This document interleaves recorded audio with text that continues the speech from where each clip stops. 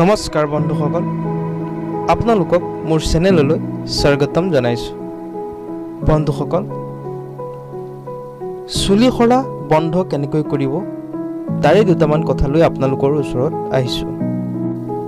বন্ধুসকল, তেজপাতেৰে চুলি সৰা কেনেকৈ বন্ধ কৰিব? বন্ধুসকল, আপোনালোকৰ ওচৰত মই এতিয়া যিটো কথা ক'ম, এই কাম কৰিলে আপোনালোকে 100% ছাকচেছ হ'বই।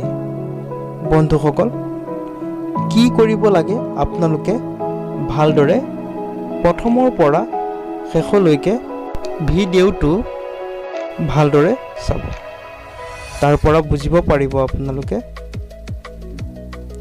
তেজপাত বজাৰৰ পৰা আনি ভালদৰে পৰিষ্কাৰ পানীৰে ধুই ল'ব, কাৰণ তেজপাতত বহুত লেতেৰা ধূলি বালি লাগি থাকে। এই লেতেৰাবোৰ চাফা ঠাণ্ডা পানীৰে ভালদৰে ধুই ল'ব লাগে। এটা চচপেনত চাফা পানী দি তাত তেজপাতবোৰ দি দিব। তাৰ পাছত জুইত দি পানীখিনি উতলাই দিব। 10 মিনিট মানৰ পাছত দেখিব পানীখিনিৰ ৰং বদলি হৈ গৈছে। তাৰ পিছত জুইৰ পৰা নমাই চেকনিৰে চেকি দিব আৰু অলপ সময় ঠাণ্ডা কৰি থ'ব লাগিব। ঠাণ্ডা হোৱাৰ পাছত স্প্ৰে বটল বা চিম্পল বটল এটাত ভৰাই ল'ব আৰু বটলটো লৰাই লৈ চুলিৰ গুৰিত ভালদৰে লগাই হাতেৰে 5 মিনিট চুলিখিনি মালিচ কৰিব লাগিব। এনেকৈ মালিচ কৰিলে ৰক্ত সঞ্চালন বৃদ্ধি হ'ব।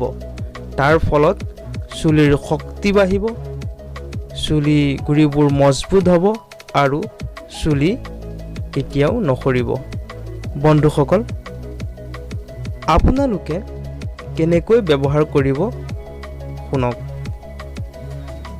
চুলিত লগোৱা 3 ঘণ্টাৰ পিছত ধুই পেলাব, কিন্তু শ্বেম্পু বা চাবোনেৰে নুধুব। পিছদিনাখন শ্বেম্পুৰেও ধুব পাৰিব। এনেকৈ 1 সপ্তাহ কৰিব।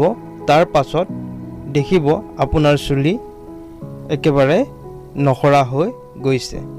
বন্ধুসকল, আপোনালোকে এই টিপছৰ জৰিয়তে কামখিনি কৰিলে আপোনালোকে 100% ছাকচেছ হ'বই।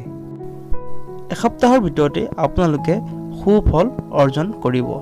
বন্ধুসকল, মোৰ ভিডিঅ'টো চাই আৰু আপোনালোকে কামটো কৰি কেনেকুৱা পায় মোক জনাবলৈ নাপাহৰিব।